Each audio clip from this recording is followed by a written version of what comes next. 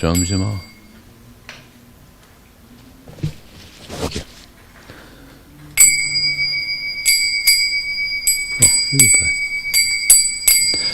Jaya Radha Madhava Kunja Bihari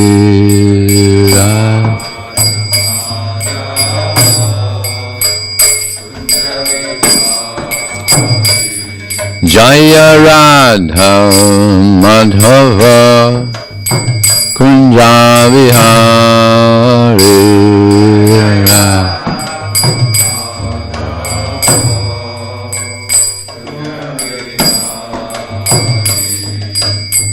Gopi Janna Vallabha Kiranodari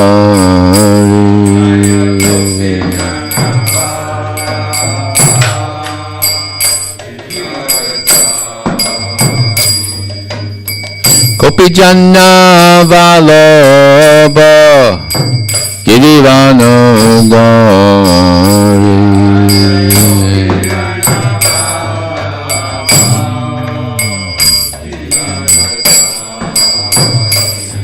Jaya Radha Madhava Kunja Bihari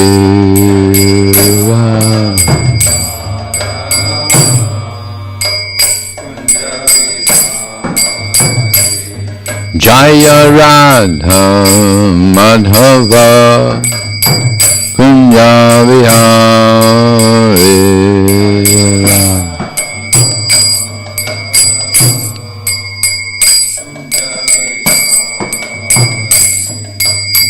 Gopi Janna Vallabha Girirvanodari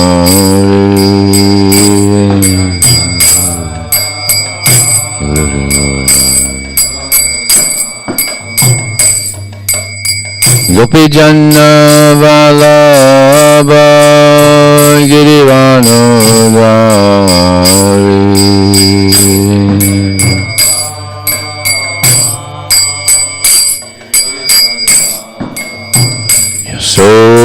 Sodanandana Bhajajana Ranjana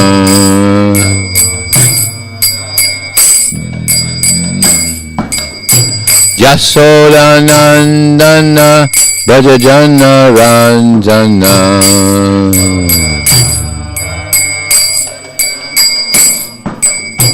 Jamuna Dhira Vanachari Tira Yamuna Tira Vanachari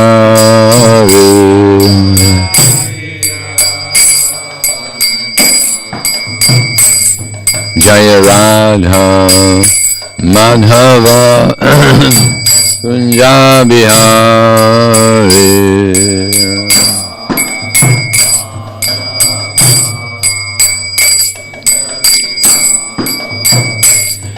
Jaya Radha Madhava Kunja Bihari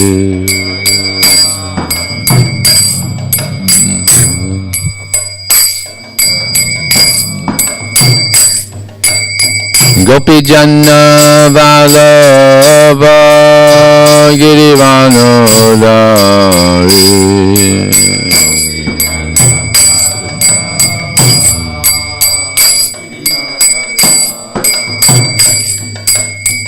Gopi Janna Vallabha Girirvanodari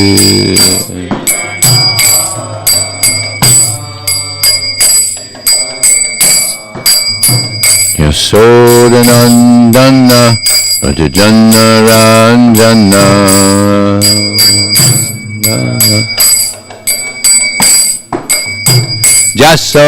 Yasodanandana Bhajajana Ranjana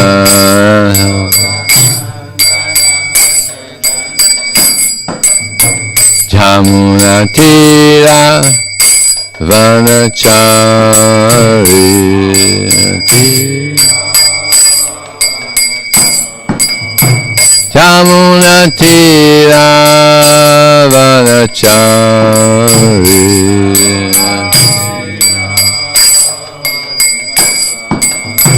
Yamuna Tira Vanachari Tira.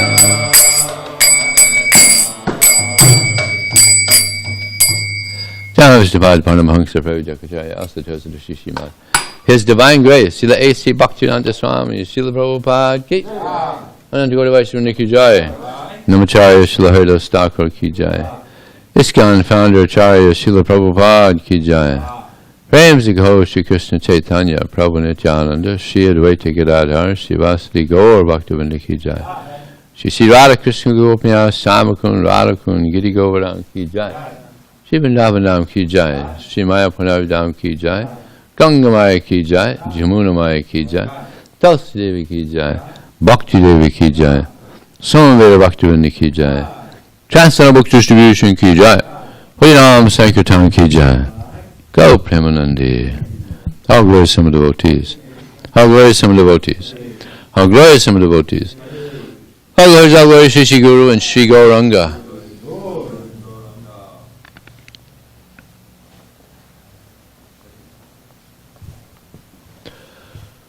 Om Namo Bhagavate Vasudevaya. Om Namo Bhagavate Vasudevaya. Om Namo Bhagavate Vasudevaya. Reading from the Srimad Bhagavatam, Canto 4, Chapter 27, Text number 2. Sarajam hisim rajan Shusnatam ruchirhananam Kritasvasyayanam triptam Abhyanantad upagatam Sarajam hisim rajan Susnatam ruchirhanam Kritasvasyayanam triptam Abhyanandan upagatam Sarajami sing rajan Susnatam ruchirhanam Kritasvasyayanam triptam Abhyanandan upagatam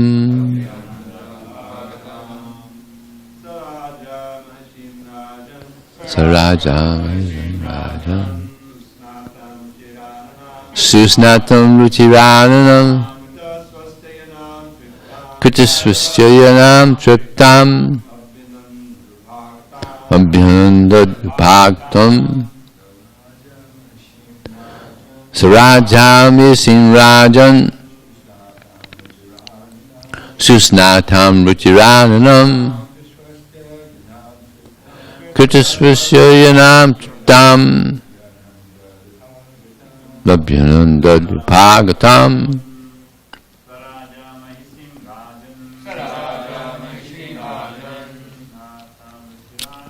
Susnatam ruchirananam Kritasvasyayanam triptam Abhyanandan upagatam Sarajami Sinrajan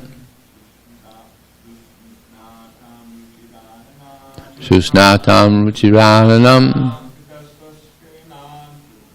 Kritasvasyayanam triptam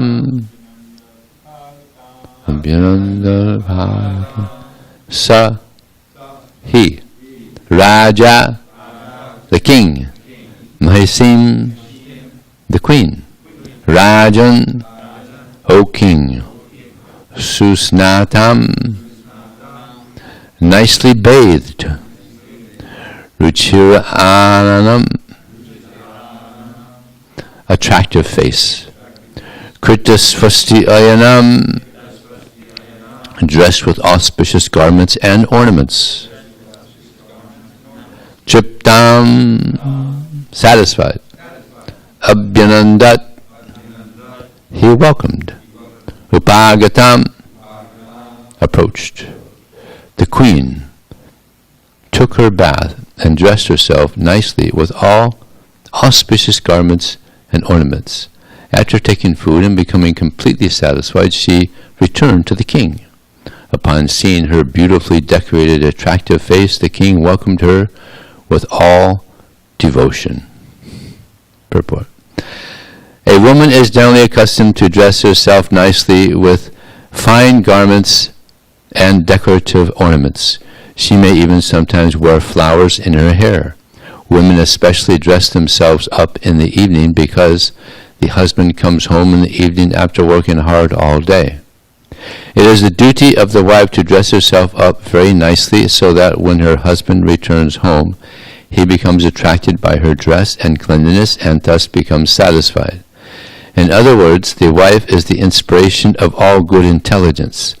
Upon seeing one's wife dressed nicely, one can think very soberly about family business. When a person is too anxious about family affairs, he cannot discharge his family duties nicely. A wife is therefore supposed to be an inspiration and should keep the husband's intelligence in good order so that they can combinedly prosecute the affairs of family life without impediment. Now I was thinking about what I could say about this purport and verse, and I couldn't think of anything. So we're going to go on to the next verse. Dhayo bhagudha paribhadikandharo raho numantar apakutstachetana sakala ramho bubudhe dharatyam divanisheti pramada parigraha. Translation and purport by His Divine Grace. Srila Prabhupada ki. Queen Puranjani embraced the king, and the king also responded by embracing her shoulders. In this way, in a solitary place, they enjoyed joking words. Thus, King Puranjana became very much captivated by his beautiful wife and deviated from his good sense. He forgot that the passing of days and nights meant that his span of life was being reduced without profit. Purport. The word pramada in this verse is very significant. A beautiful wife is certainly enlivening to her husband, but at the same time is the cause of degradation. The word pramada means enlivening as well as maddening.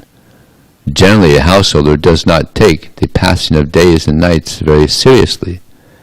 A person in ignorance takes it as the usual course that days come, and after the days, the nights come. This is the law of material nature. But a man in ignorance does not know that when the sun rises early in the morning, it begins to take away the balance of his life. Thus, day after day, the span of one's life is reduced, and forgetting the duty of human life, the foolish man simply remains in the company of his wife and enjoys her in a secluded place.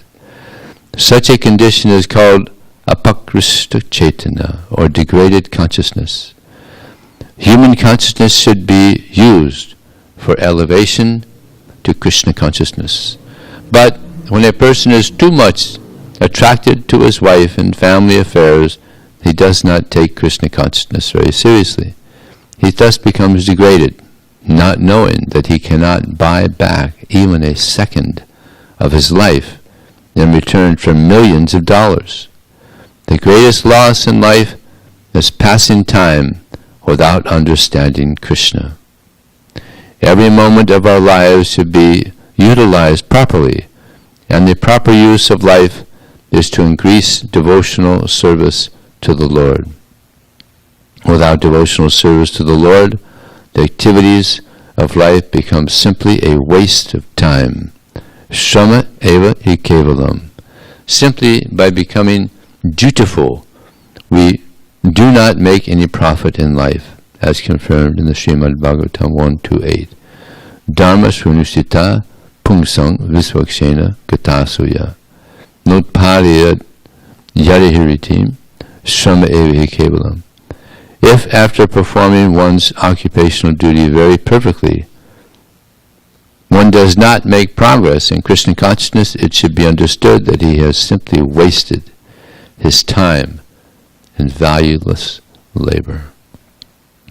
Om Jnanatamarandasya Jnananjana Salakaya Chaksham Militam Jena Tasmai Sri Gurave Namaha Mukam Kotivachalam Pangam Hayate Gurim Yat Kripatalaham Bande Shigaram Dinataranam Vanchikapachubhyascha Kripasindubhyevacha Patitanam Pavanebhyo Vaishnavebhyo Namo Namaha Jaya Shri Krishna Chaitanya Prabhu Nityananda Shri Advaita Gadadhar Sivasati Gaur Bhaktavinda Hare Krishna Krishna Krishna Hare Hare Hare Rama Rama Rama Hare Hare.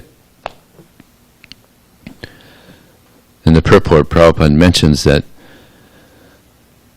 time is passing by and people don't notice. They're just trying to enjoy this world, this in degraded life. But actually, every day we're getting closer to death. It's like a child is born, a week old. The child has been dying for a week. Because what does dying mean? It means we're getting closer to death. Right? So at every moment, it's like someone might be 19 or 34 or 25, but that means we've been dying for this long.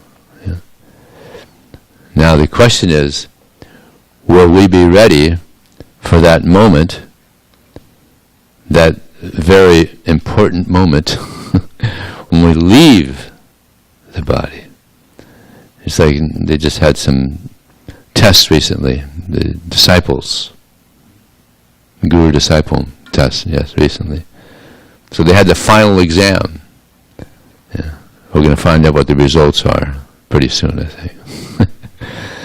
But actually the real final exam is what we're going to think of at the time of death. So if we live our life thinking of Krishna, just like we're in a very good situation now.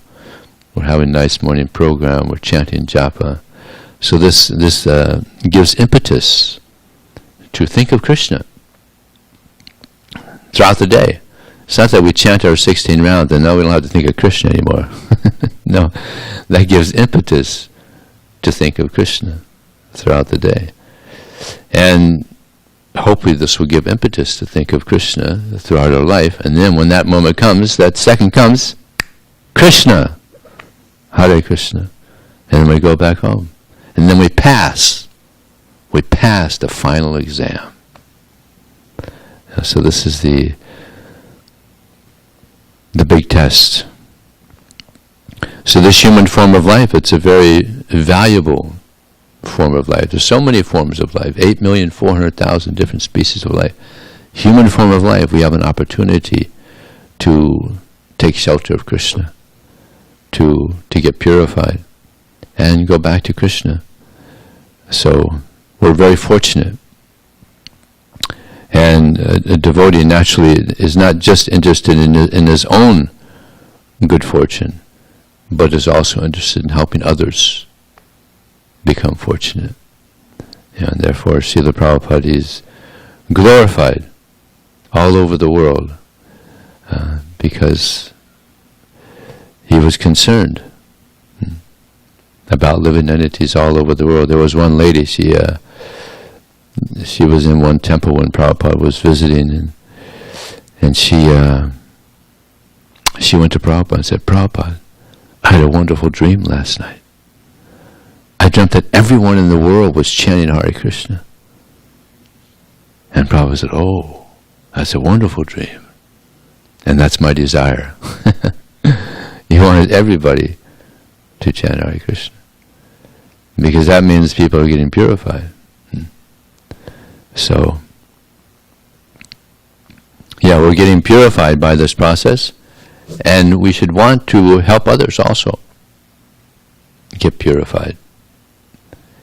Now in this verse, this word pramada, it actually means madden, mad. And Lord Rishabdev in his teaching, he says, Nunam pramata krute vikaram yadindriya prita aparnoti. That when one thinks that sense gratification is the goal of life, one becomes mad after sense gratification, engages in all kinds of sinful activities, which are temporary, which are a cause of suffering, and cause one to again take birth, again in this material world. So these are the three things that are the negativities of material life. It's temporary. Nobody wants temporary happiness, but material life, it's temporary. There's no continuous happiness. It's temporary. It's illusory. It's like Prabhupada, you say, it's like a mirage. Appears like there's something there, and just like you're driving down the street. Just like Mukunda and Mara, they just went to Arizona, and when you're on the road, especially in the hot, it looks like water there, isn't it? It looks like water, but there's no water there. It's a mirage. It's a mirage. So it appears like there's pleasure there, it's sense gratification, but it's a mirage. It's not there, and because one is absorbed in this mirage, it's a cause of suffering. And then another body. So, better than take shelter of Krishna. And people are so absorbed in sense gratification, they'll do anything for sense gratification. Just like there's people that break into people's homes to get some wealth or something. But they're risking their life. And people get killed. It's not uncommon. People could break into someone's home, thief, and they get killed. But they're so mad that they'll risk their life. And then there's mercenaries. They're killers, and they go out just to kill people, but that's their job. And even people, they go to war. When I was in the airport, I met about 7 soldiers on the way to Iraq. This is many years ago. And I said, well, why are you guys going to, it's not that you have to, you don't have to go. Why are you going? They're paying good money. Going to war, they could get killed. It's good money. People do anything for money. So, but a devotee will practically do anything for Krishna. And therefore devotees, they went all over the world. Some devotees, they go off to a country by themselves. There's no devotees there to spread Krishna consciousness. Yeah. Interesting thing happened with one Shuddhi. Many of you know Shuddhi. I don't know if you know this pastime. It's amazing. He was to go to South Africa, but he stopped off in Nairobi first, and there was already some devotees there. So he was there. I guess he was there for about a week or so, and he got 3 names of people to contact in South Africa to kind of get things going. He's got at least some contact. So he's on the plane, and there's a picture of Krishna on the table there. He's praying to Krishna for some help. I think he's 19 or something. Yeah, 19 years old. So he's praying to Krishna for some guidance. So while he's praying and Krishna's there, an Indian man walks by and says, "Oh, nice picture of Krishna there."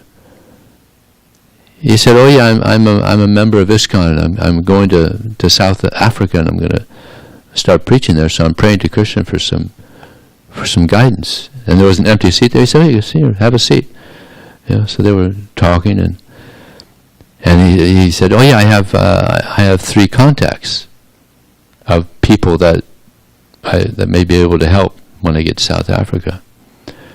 So he showed them, maybe you know some of these people. So the first one, he said, yeah, that's my brother-in-law. The second one, well, that's me. And he didn't know the third one. So that was a pretty good way to start his preaching. He hadn't even been there yet. He hadn't even got to South Africa yet, and he's already got this contact. So Krishna makes these arrangements. So, yeah. In Prabhupada, he said he chose his GBC men by whom he saw took the most risk to spread Krishna consciousness. I mean, a lot of devotees were, especially in Russia, devotees left their body. Yeah. I don't know if any of you have read this book, Salted Bread. The reason it's called Salted Bread is because when they were in prison, all they could eat was salted bread. Bread with salt on it. Yeah, that was it. Yeah, many of them left their bodies, for Krishna. Yeah. So, yeah. The devotees, I go to Russia quite often. I've been there many times, and the devotees that survived that period, and now they're still practicing, but they said that period when they were preaching Krishna consciousness with the communists there, chasing them, they were so Krishna conscious. They were so Krishna conscious, and they said, now we're not near as Krishna conscious now as we were back then. Because when one is in difficulty, that increases one's Krishna consciousness. And therefore Queen Kunti, she prayed, please put me in that. Put me in that difficulty. Vipada santita sasva tattva tattva jikani bhavato darsyami apuna bhavadarshana. So difficulty is good. I heard one nice example. Imagine there's a well, okay? In the well there's water, okay? And in the water there's a crocodile. Yeah. And there's a rope going down this well, and there's a man hanging on the end of that rope. Okay, you got the picture? And the water is rising. So if the water is rising, what else is rising? Crocodile. Now generally we all know, we've all tried it, climbing up a rope. It's not easy. You got to have strong arms. The body is heavy. It's not easy, right? But if you have a crocodile coming towards you, no problem. You'll climb up that rope, record time. No problem. Because otherwise, you're either breakfast, lunch, or dinner, depending on what time of the day it is. So that difficulty gives rise to escape. So difficulty is good. This is why one of the reasons I like book distribution so much. It's not an easy service. You got to take shelter of Krishna. You got to take shelter of Krishna, isn't it? You got to cry out to Krishna, and then Krishna, he helps. Yeah. So it's as one devotee said, if you want to see Krishna, go out on book distribution. You may not see Krishna with standing there with a flute in his hand, but you firmly feel the presence of Krishna. So actually we're increasing now. Book distribution is increasing. Bhakti Glenn's going out regularly. Jamal's going out. We're going to try to increase. Now the marathon's coming up pretty soon. Hopefully we'll be able to increase. Do a lot of books by the mercy of Krishna. So here, it's mentioned that Puranjana, he was captivated by Puranjani. captivated. And it's a common thing in this world that the boys become captivated by the girls and the girls become captivated by the boys. It's a common thing, right? Maituni Agra. Prabhupada said, the boy is good. The girl is good. The boy and girl together, not good. And therefore we see there's so much difficulty in marriages and couples getting together. It's very common difficulty. So we should want to be captivated by Krishna. Instead of being captivated, we should actually have some knowledge. It's like, who was that? Said that one should see the body or the breast of a woman as fleshy bags. Huh? Sankaracharya. The body's a bag. Yeah. We should have this knowledge. It's a bag. Yeah. And the attractive thing is the soul and the super soul. So then we won't be so captivated by this external energy. Better to be captivated by Krishna. And Krishna is so wonderful. Yeah. Just like in Vrindavan, this one lady, she barters fruit.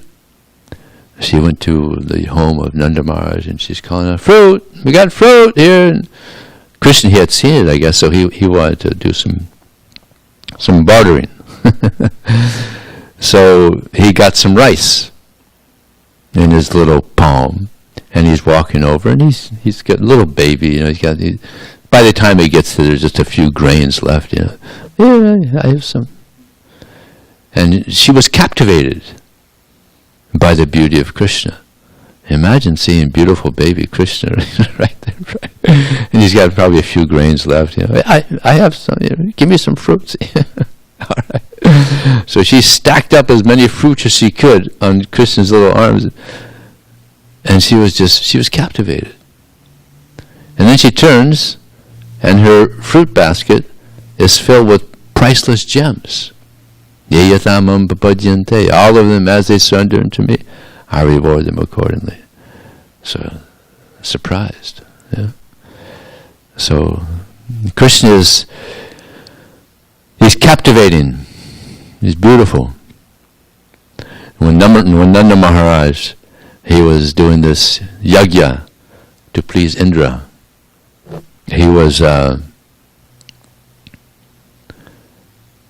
doing this yajna, and Krishna, he went there and he's convincing him, better worship Govardhan Hill. Govardhan Hill's given us so many nice grasses for the cows and water and so many nice things. Better worship Govardhan Hill. And Nanda Maharaj said, all right, next sacrifice, we'll do this for yajna, and then we'll do another sacrifice. No, don't waste time. Time is valuable. Better just use this, whatever you have here, worship Govardhan Hill. Yeah, okay. So he was speaking so sweetly that one elderly gopi was there, and she was listening to this conversation, and she said it was just like nectar entering into her ears. Yeah. She was captivated. Imagine hearing Krishna speak. Yeah. She was captivated, just amazing, just like nectar going into her ears. Or hearing the Bhagavad Gita. Arjuna, he heard the Bhagavad Gita. He was captivated. And we also, many of us, when we read Prabhupada's books, captivated. I couldn't put it down. The first time I read the Bhagavad Gita, read it in like 6 days, couldn't put it down. I was captivated. The words of Krishna are captivating. Everything about Krishna is captivating. He's amazing. Yeah. Yeah, so we should want to be captivated by Krishna. And before the battle, the Kurukshetra, what was Krishna doing? Smiling. Smiling. Who smiles before a big battle? How many millions of people were there? No, 640 million. Probably the biggest war ever. And what's Krishna doing? Smiling. And then he speaks the Bhagavad Gita to Arjuna. Yeah. And who speaks philosophy? Before a battle. The most sublime philosophy. Still studied in universities all around the world. And the main reason I guess the main reason I distribute Bhagavad Gita is it's famous. It's famous. Just like some of you might know this person, Oppenheimer. When the first atom bomb went off, he quoted from the Bhagavad Gita, "Time I am, the destroyer of the worlds." Yeah. And I met one person yesterday who was very fond of Oppenheimer, and he read the whole Bhagavad Gita because Oppenheimer suggested, and he said he used to read it every day. He's better than some devotees. Yeah? Oppenheimer used to read the Bhagavad Gita every day. He loved it. So this is Krishna. Yeah. It's captivating. Whatever Krishna does, it's captivating. It's amazing. Yeah. Even the demons. Sometimes the demons, before they're getting ready to fight Krishna, they see, "Oh, you're very handsome. Very handsome, yes. Krishna is very handsome." And then they start fighting him. But they're captivated also, even the demons. They're captivated by the beauty of Krishna. There's one instance where one devotee who was aware of this great Vaishnava, Mukunda. Mukunda said to Gadadhar, "Do you want to meet a great Vaishnava?" "Well, of course, yeah. Let's go." I said, "All right. Let me take you to a great Vaishnava. You'll be amazed." So he takes him, and they go to this place, and this person is laying back. And I guess what you could call a Bengali version of a lawn chair. He's just laid back, and someone's got an umbrella over him. There's people fanning him, and there's cups of fruit juice here, and there's baskets of fruit over here, and he's just kind of, he's got makeup on his face, and he's got a mirror, and he's looking at his face, and Mukunda's thinking, "This is, Gadadhar." Oh yeah, Gadadhar's thinking, "This is who you wanted me to be with? What's this? I've never seen any Vaishnava like this." So Mukunda, he understood what he was thinking, and then he said to him, chant a verse from the Srimad Bhagavatam. "Aho bhakiyang stana kalakutam." How can I take shelter of someone more merciful, who granted the position of a mother to someone who tried to kill him with poison? Who was more merciful than Krishna? So as soon as he chanted this verse, Pundarik Vidyanidhi just went into ecstasy. The cups went flying, the fruit went flying. He rolls off he's in complete ecstasy. Upon hearing, he became captivated by the mercy of Krishna. Completely captivated. He was in this ecstasy. It's described, I think, in the Chaitanya Bhagavad, for 6 hours. Complete ecstasy. Just rolling on the ground, tears coming from his eyes, hair standing, just complete ecstasy. And Gadadhar, now he's captivated by seeing the ecstasy of this person. He's thinking, "Oh my God, I've created a great offense.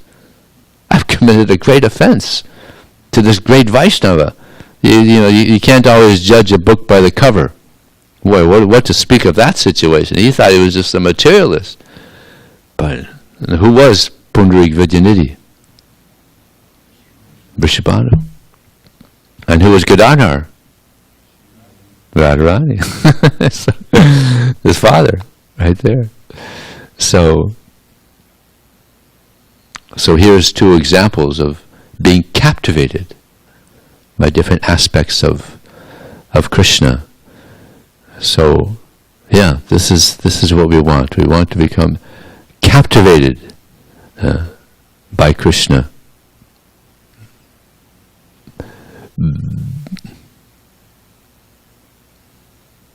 Unfortunately,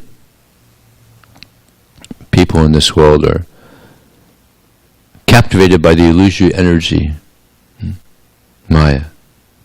So they don't know what is actually good for them. I was just listening to a lecture. Prabhupada said, just like a child is crying, and no one knows how to appease the child. But when the mother comes, the child is pacified. So people are trying this way and that way, trying to find happiness, trying to be satisfied in life, but they don't know. Natevadu swartha gatinghi Vishnu drasya ye bahirarthamaya andhayatan derupiniyamanas te pisa tantram urdonivada. They don't know that what is actually valuable is to engage in devotional service. But what they're thinking is very valuable, is sense gratification. And therefore they're blind. They're blind, they don't know. They don't know what is good for them, they don't know what is bad for them. They're just bewildered by the modes of material nature. But there's another mode. Prabhupada, in one purport, says that there's the pure devotional mode. There's the pure devotional mode. So that's the mode that we want to come under. Not these goodness, passion, and ignorance, but the pure devotional mode. And this is what gives satisfaction to the soul, as we there says, Prabhupada says in the purport there. Without devotional service to the Lord, the activities of life become simply a waste of time. Simply a waste of time without the activities of devotional service. So, time is very valuable. So, it should be utilized properly. And if we utilize it in the service of Krishna, then we'll be satisfied. Otherwise, there's no hope for being satisfied in this world of birth and death. So yes, we should want to help other people become captivated by Krishna, and that's the best way to do that is by book distribution. People get this knowledge, and some people become captivated. There was one instance where a devotee was distributing books, and there was about 4 people there with him. It was at a concert, or no, actually it was at a university. And one of the youths said, "Hey guys, get that book, Science of Self-Realization. This book is amazing. I used to be an atheist, and I used to hate people. I got this book a few days ago, and I started reading. I couldn't stop reading. I read it all night long. Now I believe in God, and I love people. That's the power of this book. Now you guys got to get this book." And they all bought books, of course. So he became captivated, amazed. Yeah. So that's what these books do. They change people's lives, become captivated. Yeah. But before we can be determined to give this knowledge out, we have to get a taste for hearing and for distributing. Yeah. Prabhupada said this is the most important activity. If you want to please me, distribute books. Yeah. Prabhupada is most compassionate. Yeah. Just like we hear here how Krishna, he is so compassionate. Pujana tried to kill him. She became a nurse in Goloka Vrindavan. But how compassionate is Prabhupada? Yeah. Traveling the world, going to New York City, the Bowery. I mean, for Prabhupada, he's a pure devotee from Vrindavan, where they had so much respect for him. He goes to the Bowery and he's dealing with these derelicts. So compassionate and determined to give Krishna to others. So we should pray for this mood of Srila Prabhupada, this compassionate mood to give Krishna to others, so that they can also be captivated by Krishna and give up this illusory. They're captured by Maya, captivated by Maya, but the result is they suffer. So a devotee is paradukhi, doesn't like to see others suffering. He likes to see others happy. So that's a devotee. So if we see someone suffering and it gives us pain, that means we're healthy. And if we want to help that person, that means we're really healthy.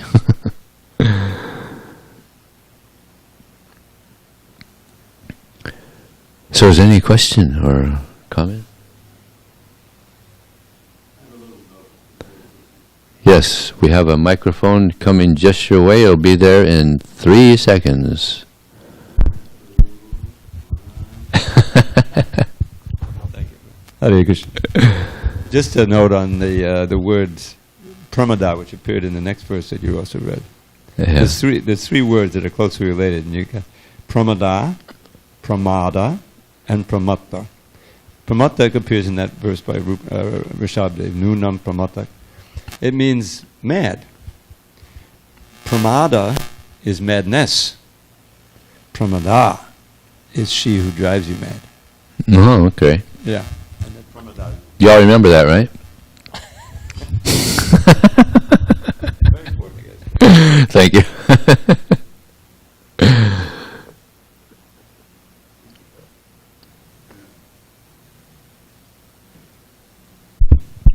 That was very inspiring, Prabhu.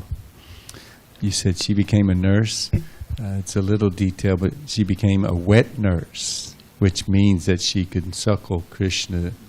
She offers her breast milk to Krishna. Oh, really? Well, I didn't know that.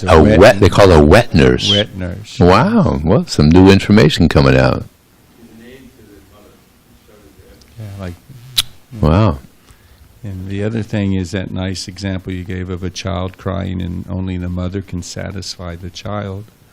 Srila Gaura Govinda Maharaj, he would use that example sometimes and try to increase and encourage increased desire for calling out for the mercy of the Lord. And he would say, a mother can hear the child crying, and there's different types of crying. If the child just wants a toy or this or that, then, the mother knows that my child, not really in difficulty, not in danger or whatever. But if the child is seriously afraid, she knows. That kind of crying out, the mother knows, and she will drop everything and run immediately to the child. So it's a nice analogy that when we increase or pray for the increase of our desire to where we really want to get some mercy, that's where Krishna...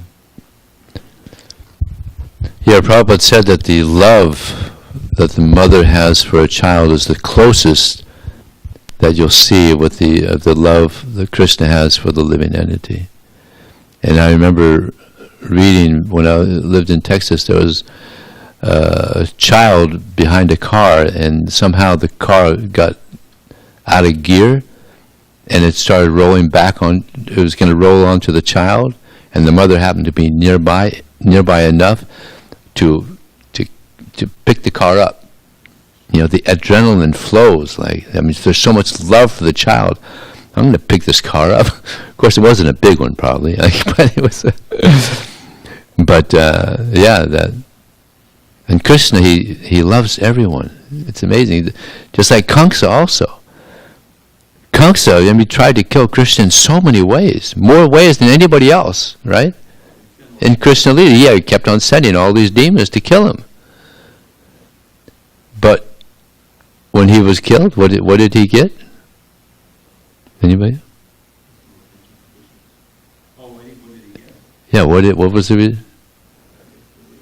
Yeah, next life he went to Vaikuntha. He got 4 arms, same Swarupa City. He went to Vaikuntha.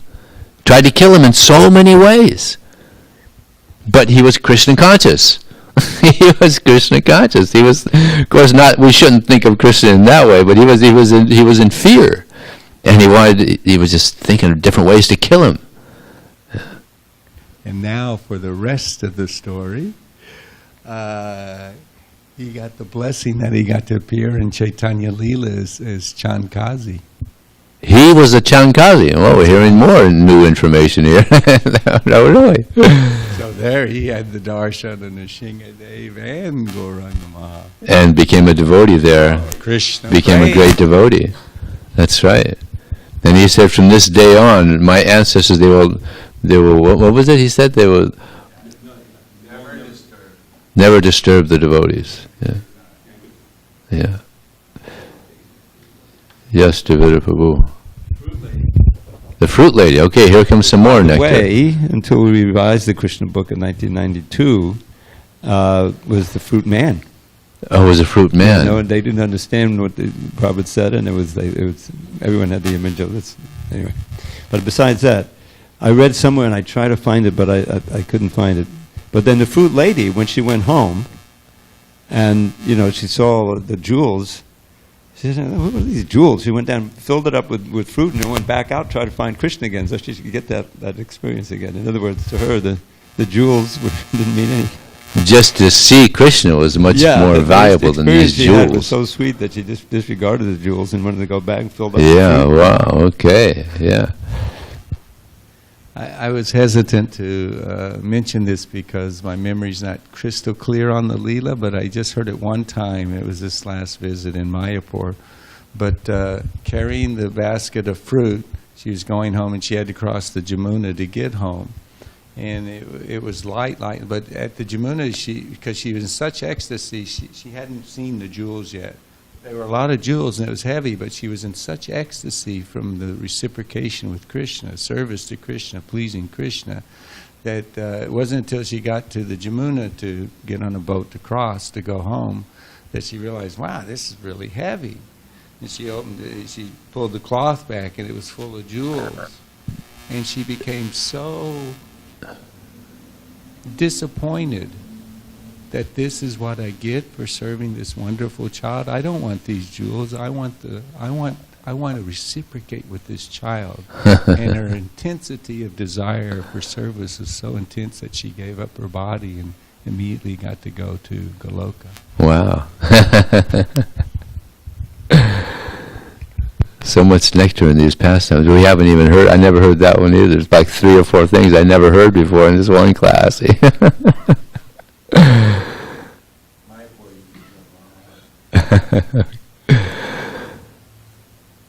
Okay, thank you very much. Srila Prabhupada ki